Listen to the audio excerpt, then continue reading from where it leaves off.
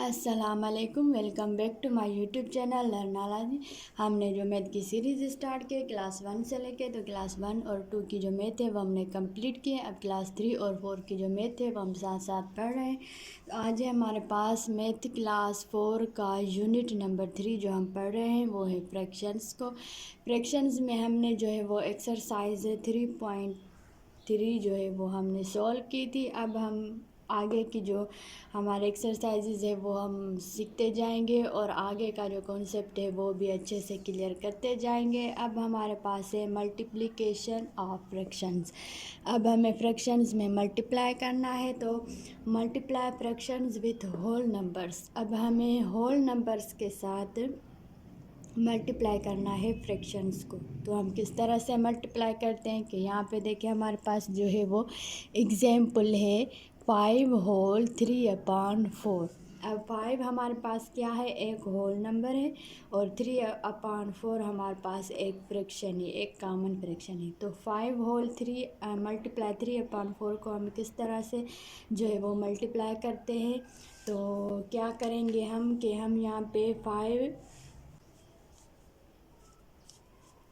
हम यहाँ पे क्या करेंगे कि यहाँ पे हम इसको सॉल्व करेंगे। तो यहाँ पे देखें 5/3/4। अब हम क्या करेंगे, ये जो हमारे पास होल नंबर है इसको मल्टीप्लाई करवाएंगे किसके साथ, न्यूमरेटर के साथ। 5 जो होल है हमारे पास, होल नंबर को हम मल्टीप्लाई करवाएंगे 3 के साथ। तो 5×3=15, क्या आएगा 15, और डिनोमिनेटर में जो 4 है वो सेम रहेगा 4। तो 5×3=15/4 हमारे पास जो है वो आंसर आ गया है। लेकिन ये जो है हमारे पास एक इम्प्रॉपर फ्रैक्शन में आ रहा है। तो इम्प्रॉपर फ्रैक्शन में जो है वो हमें इम्प्रॉपर फ्रैक्शन नहीं चाहिए होता, हम क्या करते हैं उसको मिक्स्ड फ्रैक्शन में लेके जाते हैं। तो हम किस तरह से करते हैं मिक्स्ड फ्रैक्शन में इम्प्रॉपर फ्रैक्शन को कन्वर्ट। तो यहाँ पे हम क्या करते हैं कि 4 को डिवाइड करवाएंगे 15 के साथ। तो 4×1 = 4, 4×2 = 8, 4×3 = 12, 4×4 = 16, 16 बढ़ रहा है तो 4×3 = 12। 5 में से 2 गया, 3 बचा, 1 में से 1 0। तो ये हमारे पास क्या आ गया 3/4। तो हम किस तरह से लिखेंगे इसको आंसर में 3/4। तो इस तरह से ये हमारे पास आंसर आ गया। तो इस तरह से जो है वो हम मल्टीप्लाई करते हैं होल नंबर को फ्रैक्शन के साथ। पहले होल नंबर को न्यूमरेटर के साथ मल्टीप्लाई करवाएंगे। यहाँ पे मल्टीप्लिकेशन की साइन दी गई है तो हम 5 को 3 के साथ मल्टीप्लाई करेंगे, और डिनोमिनेटर है वो ऐसे ही रह गया सेम जो हमारे पास है। अब हम देखेंगे इन दोनों पे किसी भी एक नंबर की टेबल लग रही है, अगर लग रही हो तो आप पहले वो लगाएंगे, इसको सिंपलेस्ट फॉर्म में लेके जाएंगे। अगर नहीं लग रही तो फिर हम इसको क्या करेंगे, देखेंगे कि ये हमारे पास एक इम्प्रॉपर फ्रैक्शन है या फिर प्रॉपर है। अगर इम्प्रॉपर होगा तो हम इसको कन्वर्ट करेंगे मिक्स्ड फ्रैक्शन में, अगर प्रॉपर फ्रैक्शन होगा तो वही हमारे पास आंसर आ जाएगा। तो ये था हमारे पास multiply fraction with whole numbers. तो होप के यहाँ तक आपका कॉन्सेप्ट अच्छे से क्लियर हो गया होगा। अब हम मल्टीप्लाई करते हैं इम्प्रॉपर फ्रैक्शन में, प्रॉपर और मिक्स्ड फ्रैक्शन में। अब है हमारे पास जो टॉपिक है वो है हमारे पास मल्टीप्लाई 2 और more fractions, proper, improper and mixed fraction. अब हमें टू या उससे ज़्यादा फ्रैक्शंस की जो है वो मल्टीप्लाई करना है, प्रॉपर में भी, इम्प्रॉपर में भी और मिक्स्ड फ्रैक्शंस में भी। तो हमारे पास यहाँ पे फर्स्ट एग्जांपल है 1/4 मल्टीप्लाई 3/4। पहले जो है वो हमने होल नंबर को मल्टीप्लाई किया था फ्रैक्शन के साथ। अब हमारे पास जो दोनों है वो हमारे पास फ्रैक्शंस आ गए। ये भी हमारे पास एक फ्रैक्शन है और ये भी हमारे पास एक फ्रैक्शन है। दो फ्रैक्शंस आ गए और बीच में मल्टीप्लाई की साइन है। अब हम इसको किस तरह से सॉल्व करेंगे कि यहाँ पे देखिए हमारे पास ऊपर जो न्यूमरेटर है उसको न्यूमरेटर के साथ हम मल्टीप्लाई करवाएंगे और डिनोमिनेटर को डिनोमिनेटर के साथ मल्टीप्लाई करवाएंगे। हमारे पास यहाँ पे नीचे कोई भी नंबर हो, यहाँ पे सेम हो या डिफरेंट हो, लेकिन हमें जो है वो इन दोनों को न्यूमरेटर के साथ मल्टीप्लाई करना है और डिनोमिनेटर को डिनोमिनेटर के साथ। मल्टीप्लिकेशन में हम हमेशा ऊपर वाले नंबर को ऊपर वाले नंबर के साथ और नीचे वाले नंबर को नीचे वाले नंबर के साथ मल्टीप्लाई करते हैं। तो हमारे पास जो 1×3 है वो क्या आएगा 1×3 = 3, 4×4 = 16, 3/16 हमारे पास जो है वो आंसर आ गया। अब इन दोनों पे किसी की टेबल लग रही है? नहीं लग रही, क्योंकि 3 पे 16 पे 2 की लग रही है, 3 पे नहीं लग रही, और 3 की टेबल 16 पे नहीं लग रही।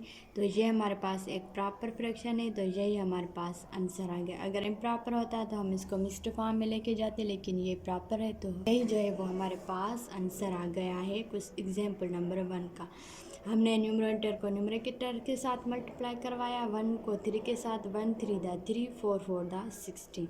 अब हमारे पास अगर 2 फ्रैक्शन से ज़्यादा यहाँ पे फ्रैक्शन आ जाए, यहाँ पे देखें हमारे पास 3 फ्रैक्शन है। अब हम इसको किस तरह से सॉल्व करेंगे, तो आइए हम इसको सीखते हैं।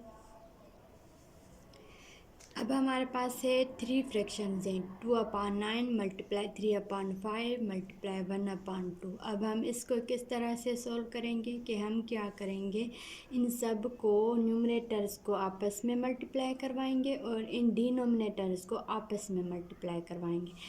तो हम क्या करेंगे कि यहाँ पे लिखेंगे 2 मल्टीप्लाई 3 मल्टीप्लाई 1, और डिनोमिनेटर सारे साथ में लिखेंगे 9 मल्टीप्लाई 5 मल्टीप्लाई 2।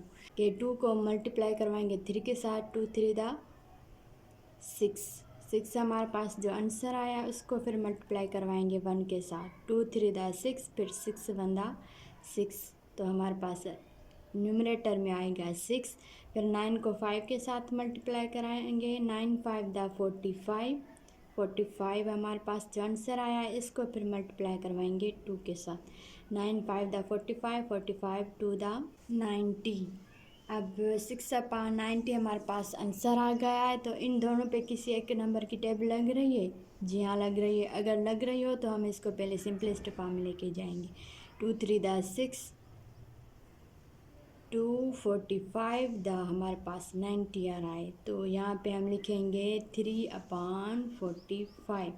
अब देखें इन दोनों पे किसी की टेबल लग रही है? जी हाँ 3 की लग रही है। इस पे 3 1 दा 3, 3 1 दा 3, 3 5 दा 15। तो हमारे पास आंसर आ गया 1/15।